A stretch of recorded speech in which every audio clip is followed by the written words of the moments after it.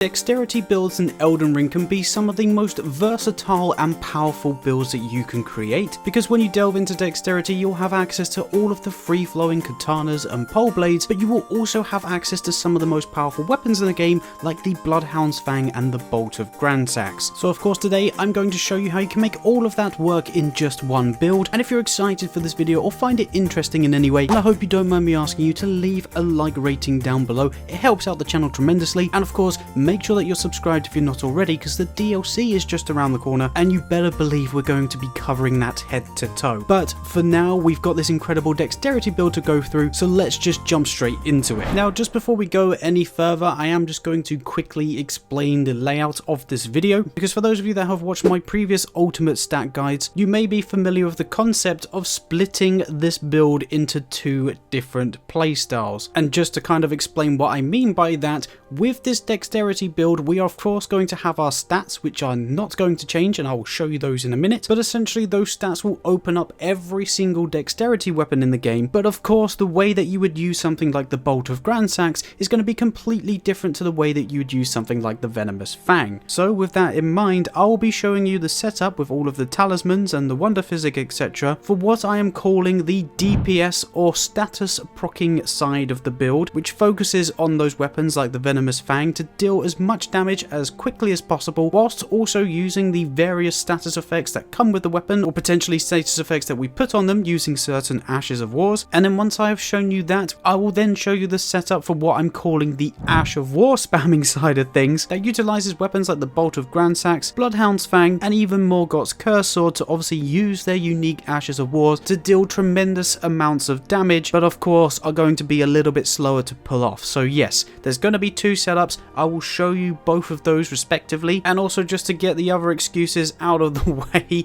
the gameplay that you're going to be seeing is from New Game Plus 6 and also New Game Plus 7, so enemies are going to be the toughest they can be. So if you're in your first couple of playthroughs, then your damage is going to be even more than what you're seeing on screen. And if you wanted a quick visual look of the weapons that I was personally using and have been using throughout the gameplay, these were sort of like my top 8 weapons that I was using in this build. Again, there are many more dexterity weapons in the game. These were just kind of like my favorite to use. But like I say, no matter what playstyle or what weapon you're going to be using for this particular build, the one thing that will be staying the same is going to be the stats for this character. And as you can see, it is going to be a level 150 character, which is the staple for all of the builds on this channel. But more importantly, we've got 50 points into vigor, 15 mind, 24 endurance, 20 strength, 57 dexterity, 10 intelligence, 33 faith, and 20 arcane. My starting class was a wretch build, so those 10 points in intelligence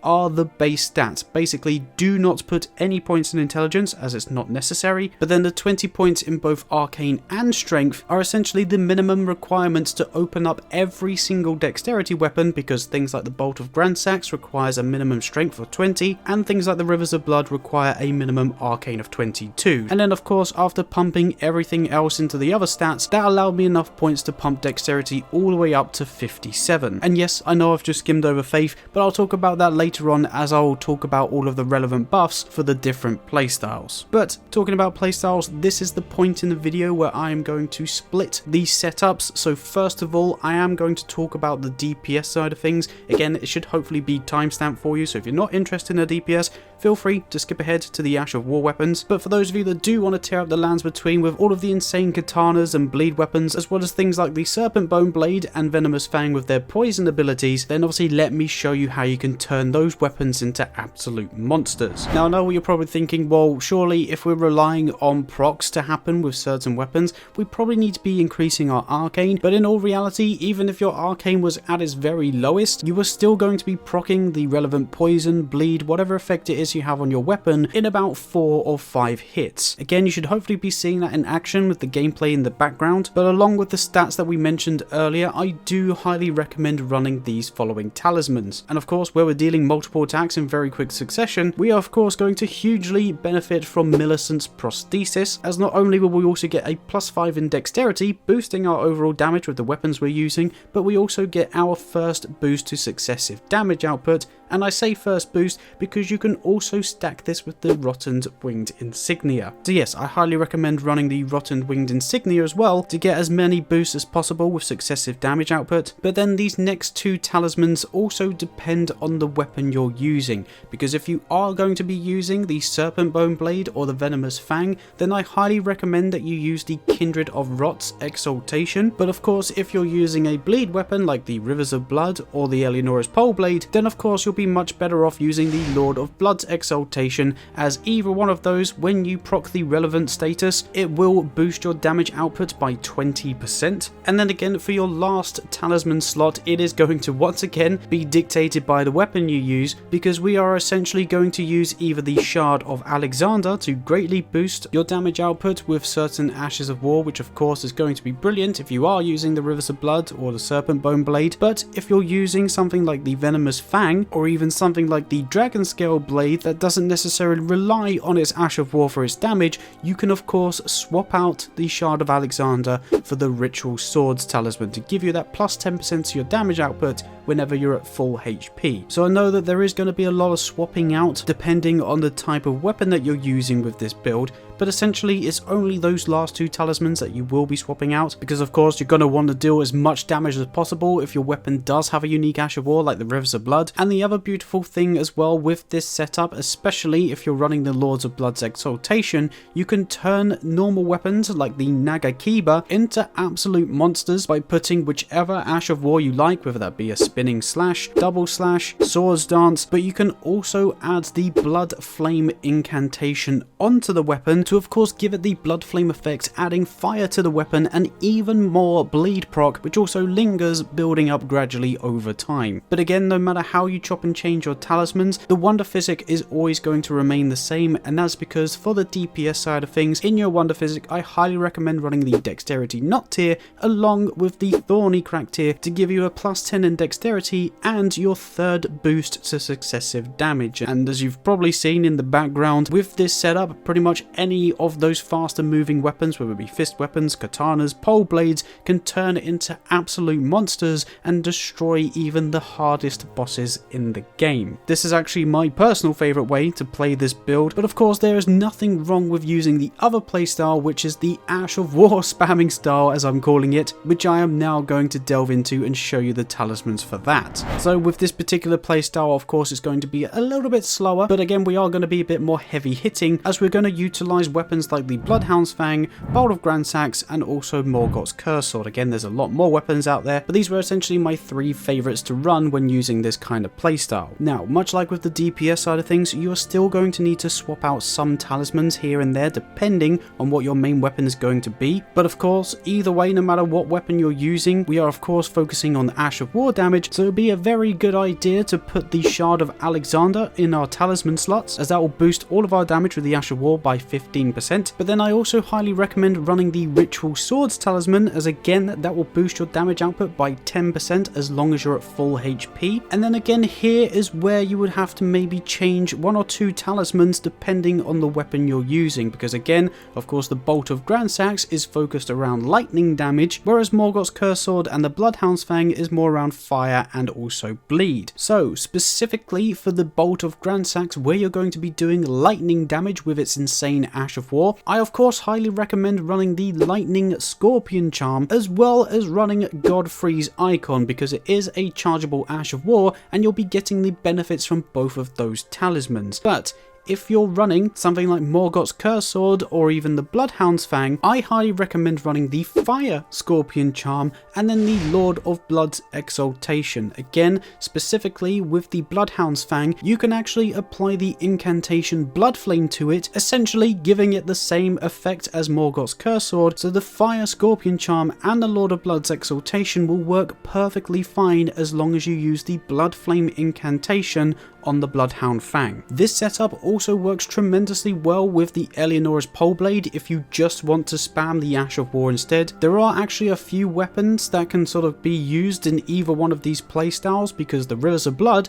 of course perfectly fits again with the same setup as the Morgott's Curse Sword as well as Eleonora's Pole Blade, because they're all blood flame damage type weapons. So like I say, if you just wanted to spam the Ash of War rather than focus on the DPS side of things, then of course you can run this setup instead, as it'll be getting the most damage out of the Ash of War specifically. But again, for the Wonder Physic, I highly recommend that you use the Dexterity Not tier, and then either run the Flame Shrouding Crack tier or the Lightning Shrouding Crack tier, depending on whether you're using the lightning damage for the Bolter Grandsax or of course the fire damage for those other weapons we mentioned as well. So just to be abundantly clear, again, swap out 2 of the talismans depending on the main weapon that you're using, as well as swapping out the Flame and the Lightning Shrouding Crack tier in your Wonder Physic, and then just to fully complete everything, because you're probably shouting and screaming, well hang on a second, you haven't even talked about the 33 Faith yet, and that is because no matter what way you decide to go with this particular build, with that 33 Faith, that is enough to run both the Howl of Shabiri